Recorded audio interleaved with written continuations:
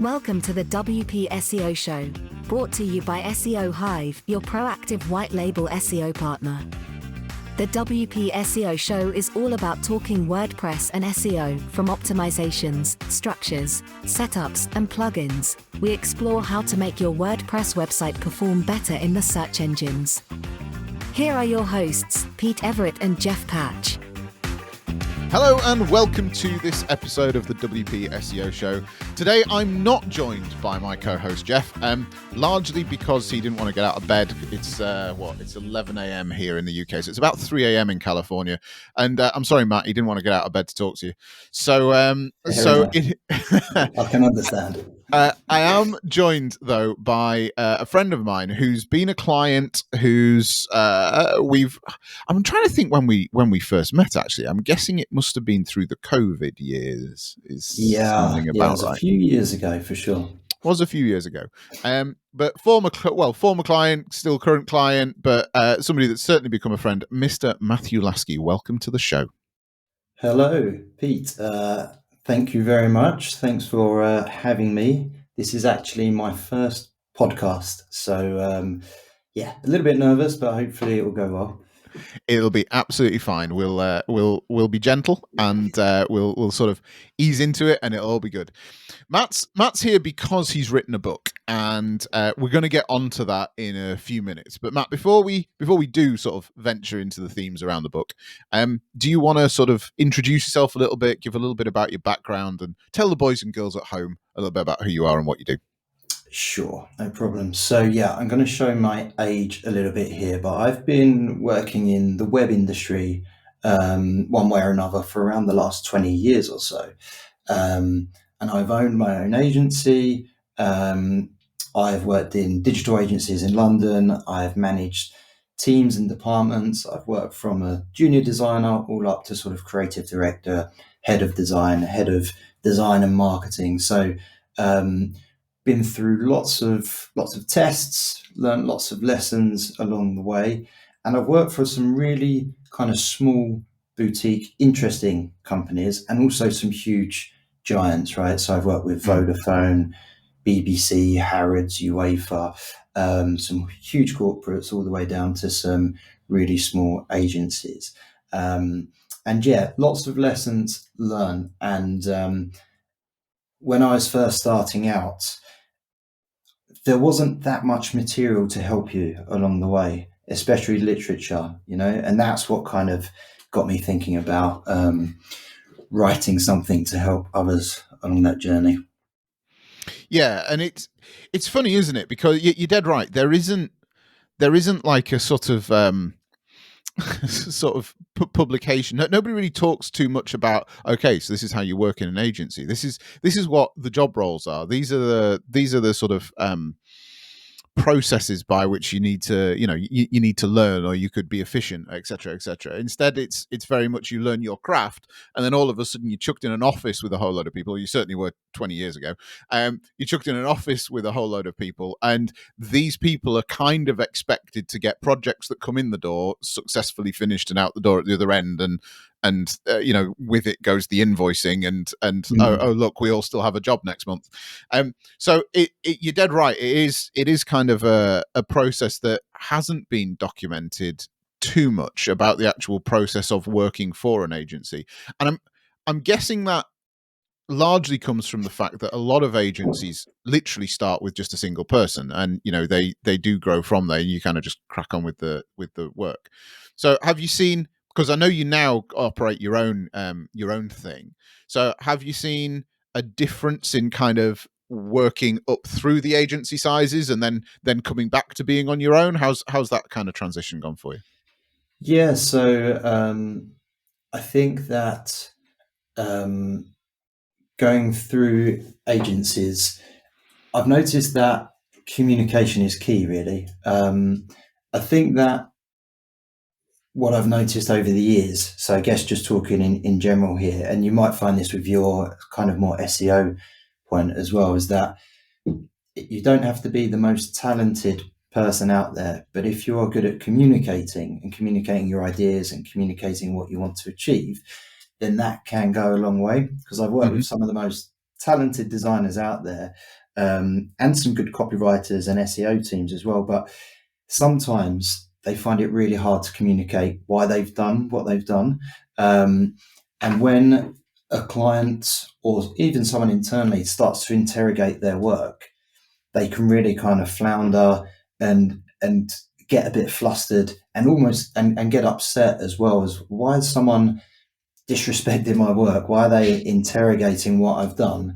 And why aren't they just doing exactly what I've said without asking me any awkward questions about it? And I think you learn that through the hard way. And if you aren't receptive to getting negative feedback and criticism, and reflecting on that, then it's very hard to develop and progress. And I think some people can just stay in that pigeonhole, and they're fine as a person as long as no one's critiquing them or trying to or challenging what they've done, and they kind of fall down there. And I think a lot of lessons I've learned along the way is that when you do get critiqued or criticized, you need to be able to be tough and take that and develop that further and try and understand why have you done what you've done and what's the reasoning. And even if someone doesn't like your work, whether it's writing or whether it's a photo you've chosen or whether it's graphic design, as long as you can articulate why you've done what you've done and it was to the brief, then you can have a mature conversation about why it's right, and maybe you need to work around that. You've raised some very good points there, and there's two things I'd like to pick up from that. One is that particularly when you come to design, a lot of design is subjective, isn't it? I mean, you can design something that's perfectly sound, but because I don't like purple, I'm not going to like it. And it's entirely subjective. There's an element of it that's entirely subjective. So you're right. You do need to be able to think through and rationalize some of the things that you're doing, not just because it looks pretty, but because it's actually there to serve a purpose. So that's the first thing. You do need to be able to sort of take a bit of criticism, but also be prepared to sort of stand to your guns a little bit and explain why you've done certain things.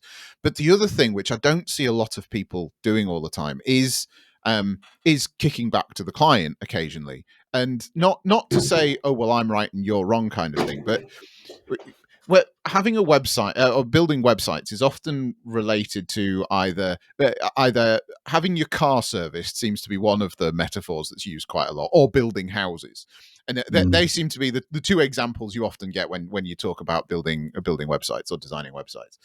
And in neither metaphor would you go to a mechanic or a builder and tell him how to build something. You might say what you like, what you don't like, where you want the walls, maybe more with the builder than the mechanic. But you'd never go back to him and say, oh, well, I would lay the bricks this way, or I would use XYZ bolt in the car, or XYZ oil in the engine. You'd leave that to the profession of the mechanic.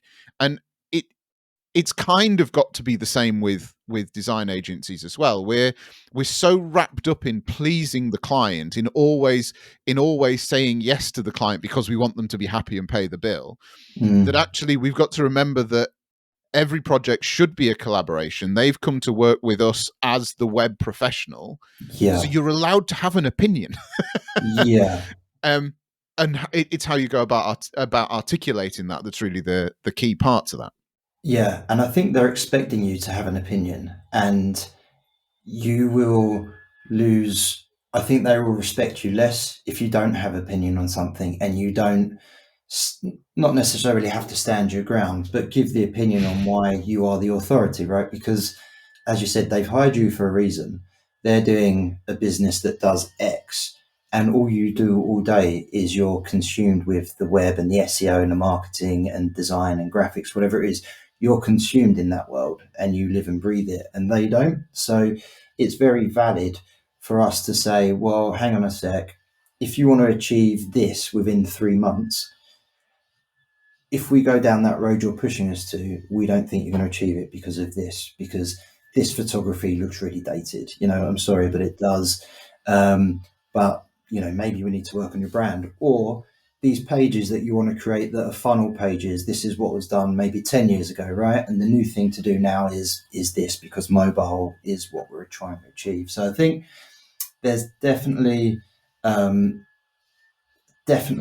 time and a place to challenge the client.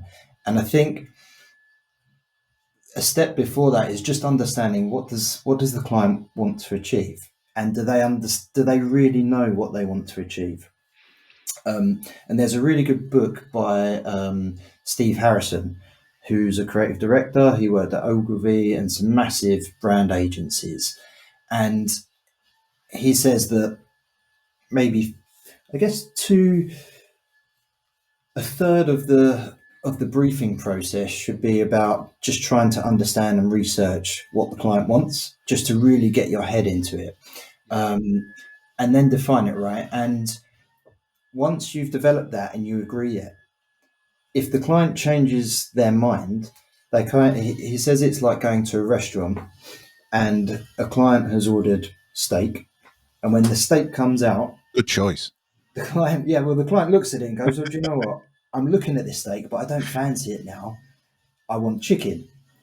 And if the client says that to the waiter will say, "Well, you can have chicken, but you're going to have to pay for that steak, and there's going to be a delay, right, on your order, and you're not going to get it at the same time as we promised." And it's kind of like that in design, where if a client says they want something, and we do it to that specification, and then when they receive it, they go, "Well, I'm looking at it, but I don't want this now." Yeah. And they've changed their mind. So you need to be able to discuss that with the client and say, "Well, look, the client is always right, but we have agreed to do this that was over here, and you've changed your mind. And we've got this briefing document that says this is what we were trying to achieve.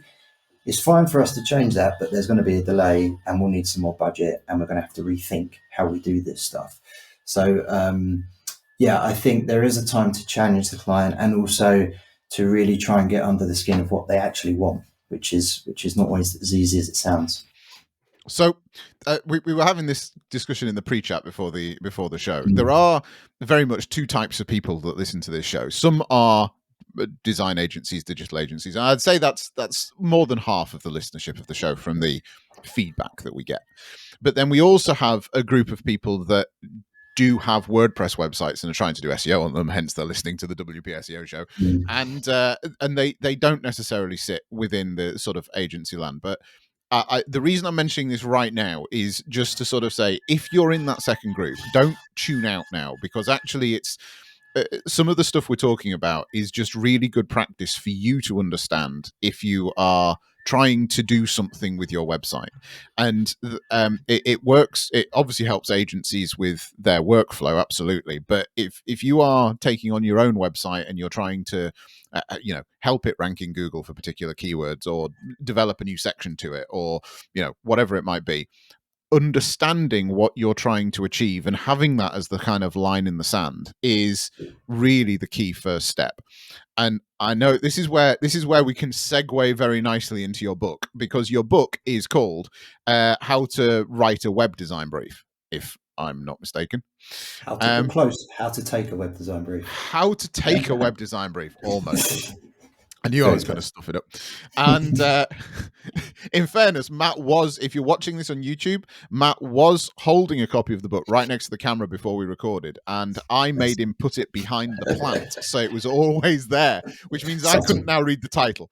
How to Take a Web Design Brief. And I know from the work we've done with you around the book that having understanding that achievement process is one of the, if not the first key point that you make, isn't it? Yeah, exactly that. And if we think about, I guess, some of your listeners that, as you said, they may not be having an agency, they may just have their own website and they're doing SEO and WordPress with it. We do a lot of, or in the book, there's some competitor analysis, right? So we have this quadrant when we're doing our research part before we even meet the client. Like, where do we think they are on this quadrant of I guess web design, or how would we do it? Just where the quality of their website is, and you can have these different areas of the quadrant. So you could have aspirational versus achievable, and you can have luxury versus approachable, and that sort of different axes than the X and the Y, and then you can plot where you think you are on that axis against your competitors, and you can kind of see where your competitors are as well. And maybe one of your objectives is to be like the most premium brand out there, and you can kind of competitor analyze and see how other people do that and what have you. So there's quite a lot of work that goes into the research phase in terms of competitor analysis, understanding your brand. You know, what do people say about you when you're not in the room? Is a Hmm. famous quote from Jeff Bezos. Is, you know, how do people think about your brand? How do you want to be perceived?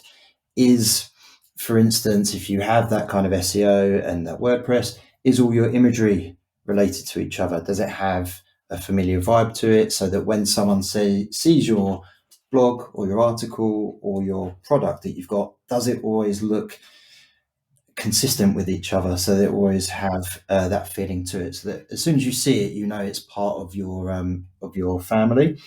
Um, and then we send out a design questionnaire, or I recommend to always send out a design questionnaire to the client, or whether it's internal or external, that has a long list of questions around how you want to be perceived, your kind of brand.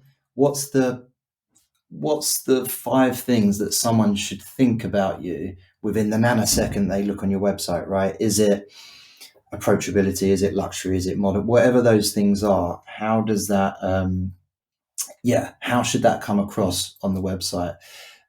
So I think maybe that would be an interesting activity to do on your own website. So if you own your own website, maybe you should do your own questionnaire, which is what I've done myself for my own websites and working with people. You know, fill out the questionnaire yourself, find out, go quite deep into what you're trying to achieve and what your brand is and how you want to be perceived, what are your values, and then make sure they can resonate throughout the website.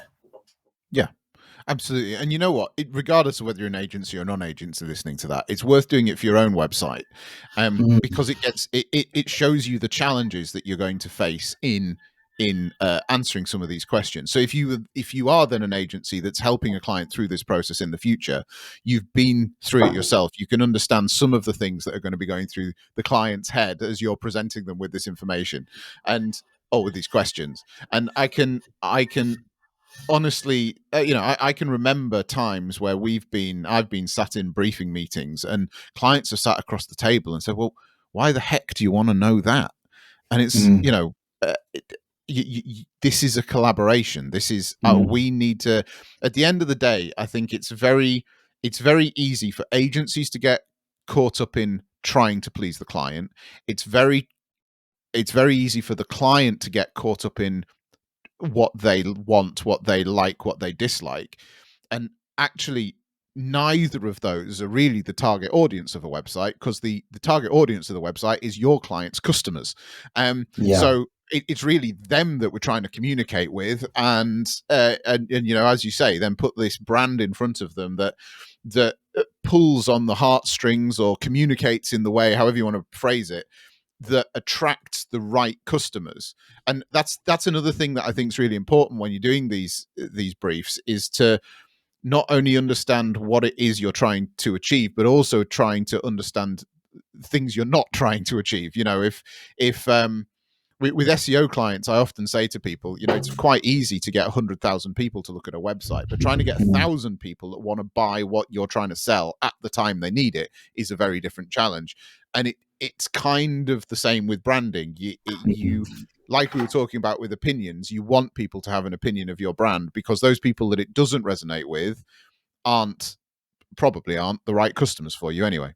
Yeah, and I think that's a really good point, because in the book we talk about, there's a tension on a website, right? There's a tension between what you want to achieve as the owner of the website, whether you're the client or the agency working for the client to produce something, and then Hmm. there's what the actual user wants from the website, right? So, As a user, I might just be in my research phase. So I'm just looking around multiple websites and I want to research whatever it is, a pair of new trainers, right? So, and I'm one of these people that will probably research for like a month before I purchase something. So I might go on 6 different websites and I'm just researching.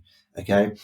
Now, as an agency or an owner of the website, you just want me to purchase it, or you just want me to, if I don't purchase it, to fill in a form, right? To fill in a Hmm. form so that I sign up and I get 10% off my first order.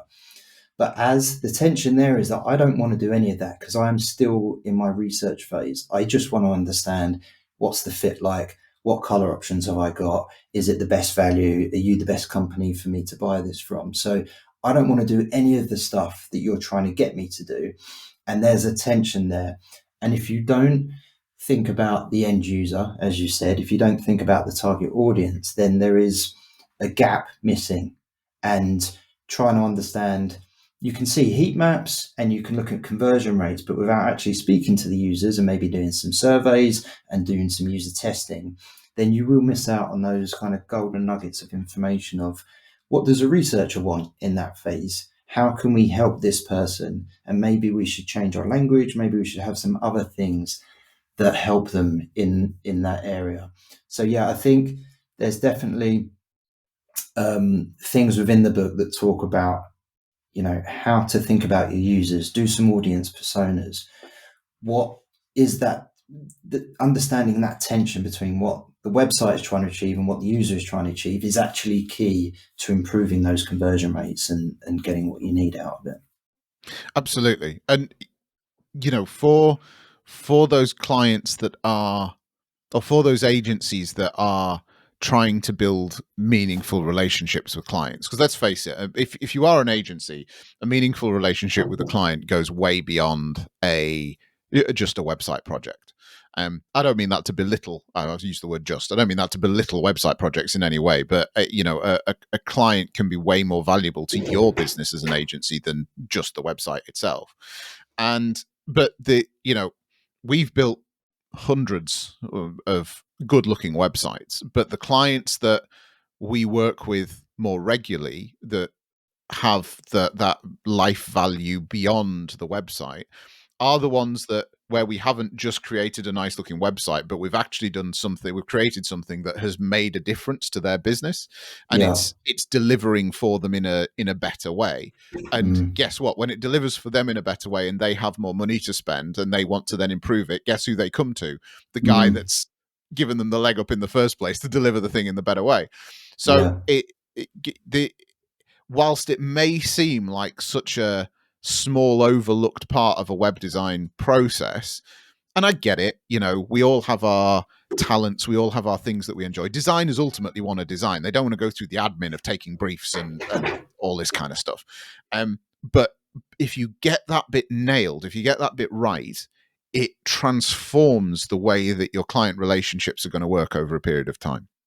Yeah, exactly. And there's lessons in there of which I just wish I'd have learned when I first started out in terms of being prepared, like being prepared and how to talk to clients and people internally as well. Because one of the hardest lessons was just when I had a client presentation and I thought I could wing it, and I'm sure there's lots of people out there that have done this where I'll just wing it. I know my stuff. I've been doing it a while, and it looks pretty good what I've done. So I'm sure it will be fine, and the client will be happy. And I went to this meeting with myself and a project manager, and it was for a law firm.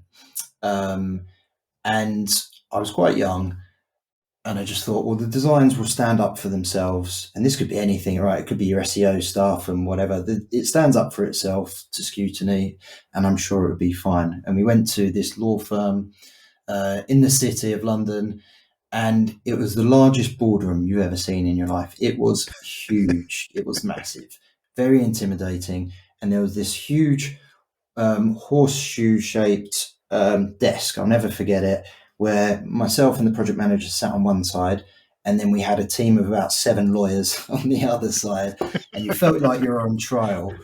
And I just got nervous. I just got really nervous. And I was looking down at my notes and I didn't have any. Didn't have any notes. Like the cardinal sin of going to a client meeting is not having any notes. And we had some printouts of some web stuff. We had a projector that was showing it on the big screen as well. And I got up to talk and I just had nothing to say. And it really struck me that I hadn't done my preparation properly. I haven't got what I needed to discuss with the client. I didn't even have a brief of what we were trying to achieve. So the project manager was so embarrassed for me that he pulled me down and then he took over the meeting. And I just had this dry mouth, I'm sweating, palpitations. And that was the day that I decided to never let anything that bad happen again. So from that day, I think this is true in a lot of industries, that your worst moment, you never ever want that to happen again, right? So you do anything to avoid that. So you'll work twice as hard, you'll do twice as much research, you'll read twice as many things.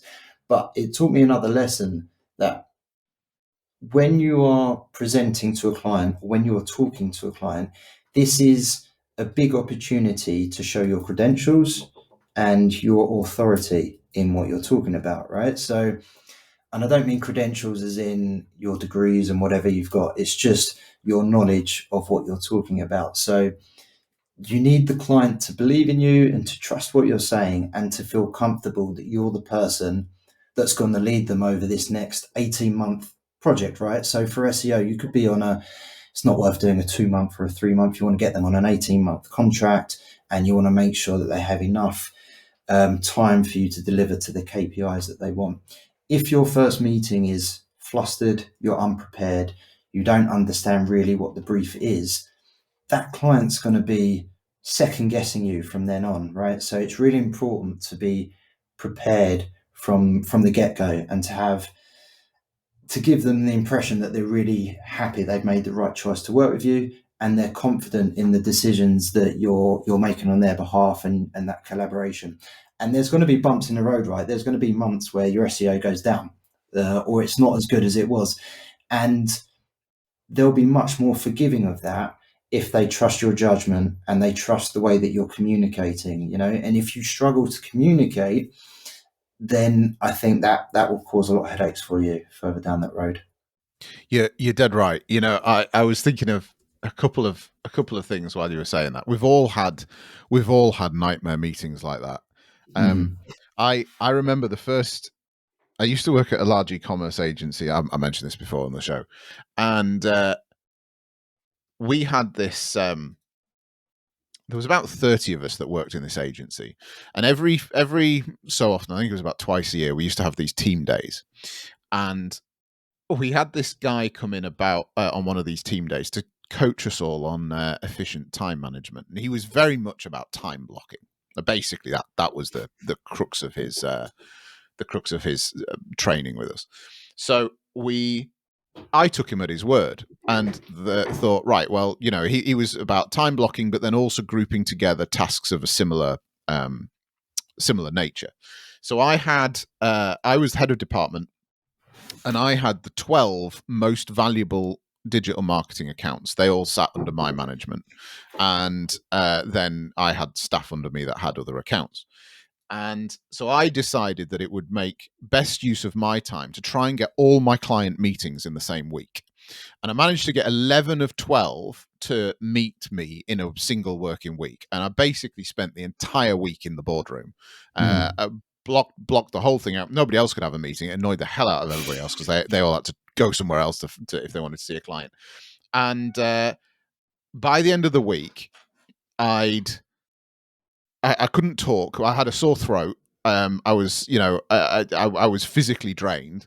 I was Yeah. absolutely shattered, and I couldn't remember because I had literally meeting after meeting after meeting after meeting. I'd make some very sketchy notes about what we talked about, what the action points were, but I hadn't then kind of offloaded that into the project management system. I hadn't delegated anything. I hadn't formed them into proper tasks for the month, you know, workable actions for the month. So I got to the end of the week. I had to go back in on the following Monday and try and make sense of 11 meetings worth of notes. And it was all because I hadn't I'd taken this guy too literally on his word, and I hadn't put the process in place for before and after a meeting. And that was really where it dawned on me about this whole, look, they're coming to me as the professional type thing. I need to be on my game for these meetings. And that means I need some prep time beforehand. I should never Yeah. go into a meeting cold.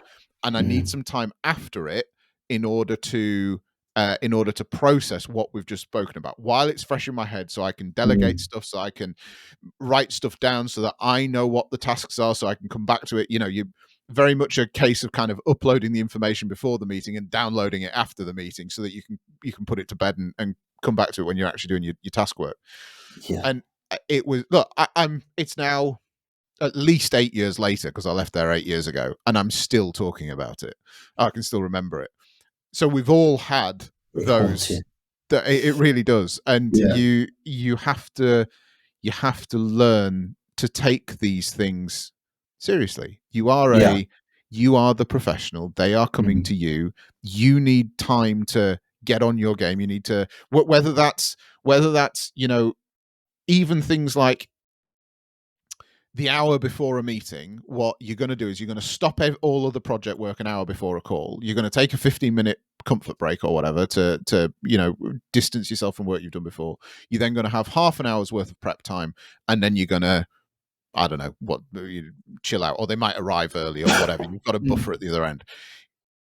Whilst that might be all you do, but if you take nothing else from this call apart from this and go and buy Matt's book, then review it in a month's time with all the client meetings you've had and see how your performance has improved over the course of the next few weeks. And it will feel weird the first time you do it, but you know what, you will have far more productive meetings. You'll therefore produce far more productive products off the back of those meetings. And likewise at the other end, make sure you don't have another meeting scheduled immediately. Have a period, have a process to download that stuff, be it pre-made forms that you've made, or project management templates, or whatever it's going to be that works for you. It really can be a complete game changer. But those meetings in particular, a bit like briefs, are often just taken so much for granted. It's untrue. Yeah, and I think there is that energy sapping, right? Because in the book I talk about, when you ask a question, there's multiple things that you have to handle as you're managing that meeting. So you ask a question, you have to, and this sounds ridiculous, but you have to listen to the answer. Yep. But whilst you're listening to the answer, you need to think, well, is there a follow-up question? Have I just had a really good idea that my brain can't stop thinking about? So you need to have a way to note down that idea whilst also keep listening to the client as they're talking, because you don't want to stop their flow.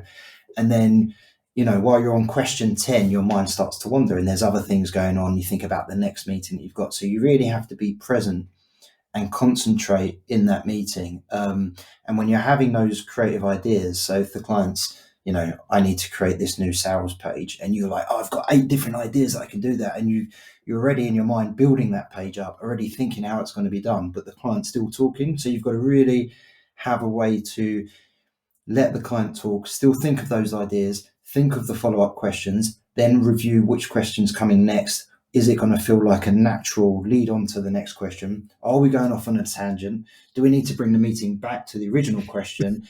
And how am I going to loop all of that whilst also thinking about, what am I having for dinner? There's all these other things that are going on that you have to really be present and try and concentrate for that half an hour or an hour, because you might only get that once a month, right, with that client. So I think there's just sort of little tips in the book just how to try and be present and navigate your way around. And one may just be to ask the client to pause while you make notes and you're just having this really creative thought in your mind and you just really want to go down a bit of a rabbit hole with that, whilst and just pause the client from talking and then go back to them and maybe say you've got that idea, or I'll follow it back up with you at a later date. But yeah, I think also I've noticed, for me especially, is that when I have these meetings, I do get drained really quickly. And I think a lot of us in our industry, we chose this industry maybe because we don't have to speak to people that often because maybe we're a bit more introverted than extroverted, right? So when we do talk and have these presentations, they can drain us quite a lot. So there's, we have to, like you said, you have to recover, you've got to debrief and delegate and think about who these things have got to go to. So yeah, having a good space in between meetings is a very good idea, and being prepared is a very good idea as well. So just there's one other thing I wanted to talk to you about, and this kind of loops back to some of the themes of the book as well, about having a good brief, because the brief ultimately becomes the thing that you can refer back to time and time again throughout the life cycle of the project. So the thing that I wanted to mention was one of my favorite memories of being in being an employee in an agency is we used to have this creative breakout space in the agencies I worked in, and basically whenever a big project came in, a project that kind of warranted a different creative approach, so something that was going to be a little special, let's say, we'd we'd take the phone off the hook. We'd get a number of people together, maybe even all of us. I do remember literally the whole agency spending like an hour together in these breakout spaces, and we'd say, right, this is the challenge, this is the brief, this is what we're going to do, and for the next 60 minutes, no idea is a bad idea. So we'll just whatever, I was a developer at the time, so I didn't really have a lot to do with design. But actually, for me, being able to break out of my day-to-day routine and get involved in something and pitch some ideas in, and just my different way of thinking about it to somebody else's, even if what I came up with wasn't the finished idea, what I said might trigger somebody else to think of something, and then well, so how does that fit into the brief? Oh, well, yeah, that might be a good idea. And after like 30 or 45 minutes, we'd end up with these. We used to use flip charts all the time and stick the bits of paper up around the wall. And eventually a designer would go away and they'd have all of this stuff to go through. But it only works. The reason I'm mentioning all of that is it only works if somebody can pull these different people together and say, right, this is the brief. This is what we're trying to achieve for this client. You've never heard of them before. I had a meeting with them yesterday. This is what we're trying to achieve. How can we approach this? And so it's the importance of the brief, but it's also sometimes you need to break up the monotony of what you're doing. It's work can become like a treadmill, and that's not good for anybody. It doesn't keep ideas fresh. It doesn't keep productivity up.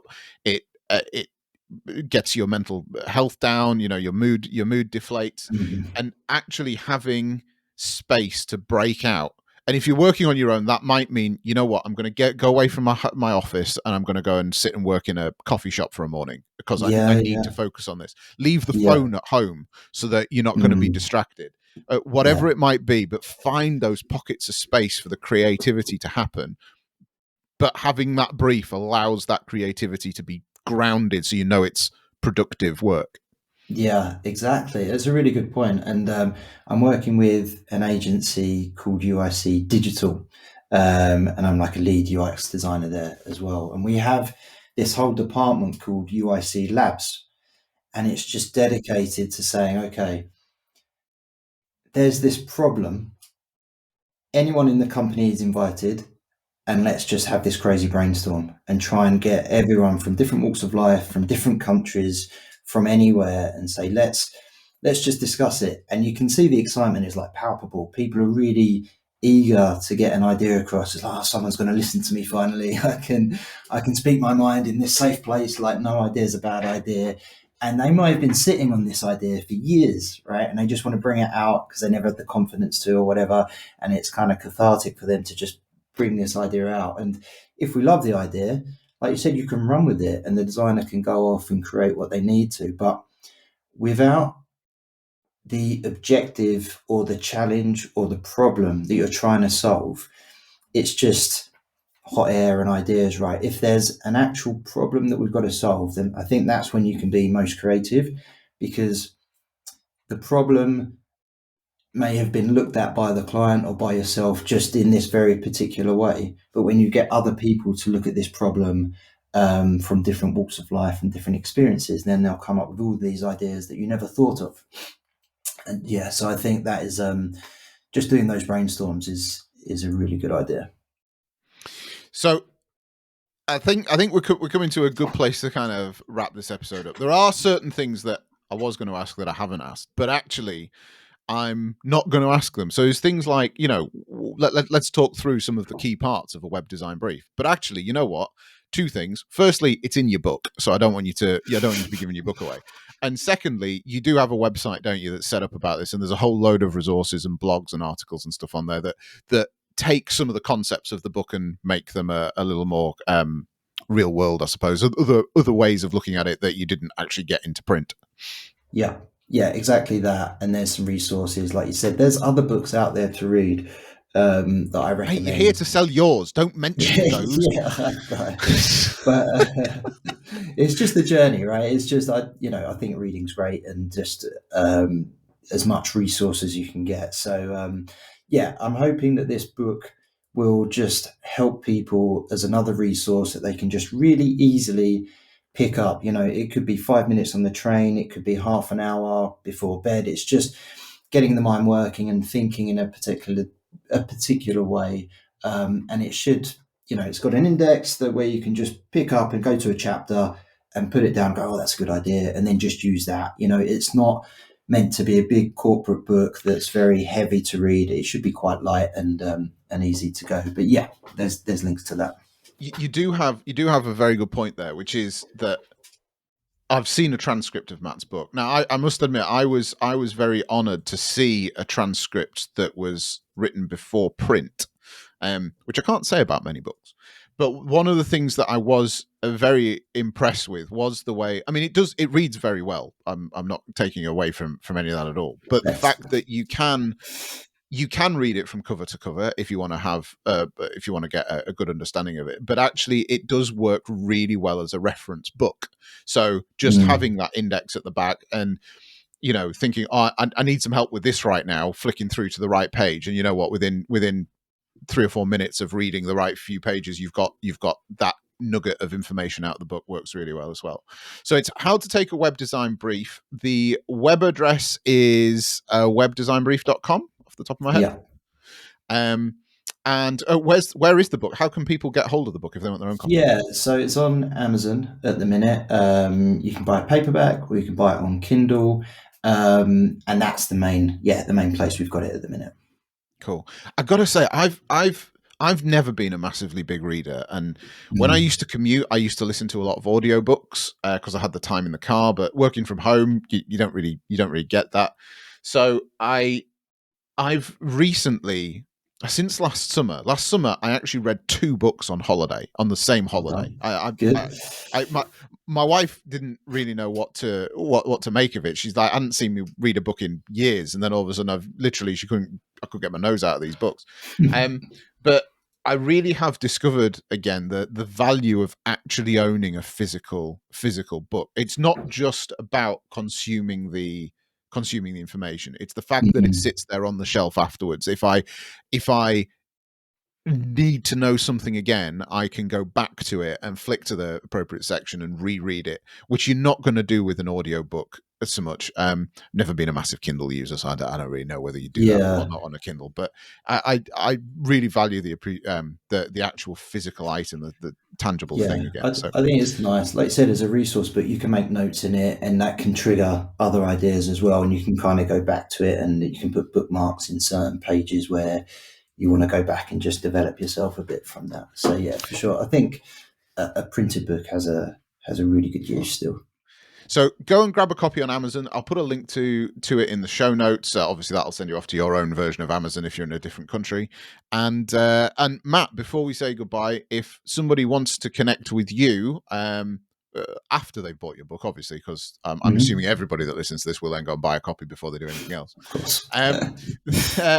What's the best way for them to connect with you? Which social media platforms are you active on? I think LinkedIn and Instagram. If we could put some links on there, that would be great. Absolutely, and love to hear from people for sure. Fantastic. Well, look, mate, it's been a blast talking to you. As I say, it's now nearly 4 a.m. in the States, so Jeff will still be in bed. And yeah, it's been great to have you. I hope your first podcast interview hasn't been terrible. It's been great. Yeah, I really enjoyed it. Surprised. Yeah, it'd be great to great to see people get their hands on the resource you've created, because it really could be really valuable. To them. Thank you. Thanks for listening. All the notes will be in the show notes, and if I don't see you in the show notes, I will see you in the next episode. We'll see you then. The WP SEO Show is brought to you by SEO Hive, your agency's proactive white label SEO partner. We understand that finding a reliable SEO supplier is key to ensuring you build stable monthly recurring revenue into your digital agency. At SEO Hive, we have a suite of products that will help you sell, scale and deliver your monthly SEO retainers, from our Scout reports and one-off technical boosters, to our flagship local SEO and honeypot plans, all of which have clear pricing and monthly deliverables. If you want to explore how SEO Hive can help your agency deliver high-quality and reliable SEO agreements for your clients, you can find more information at seohive.co and schedule a call to discuss the next steps.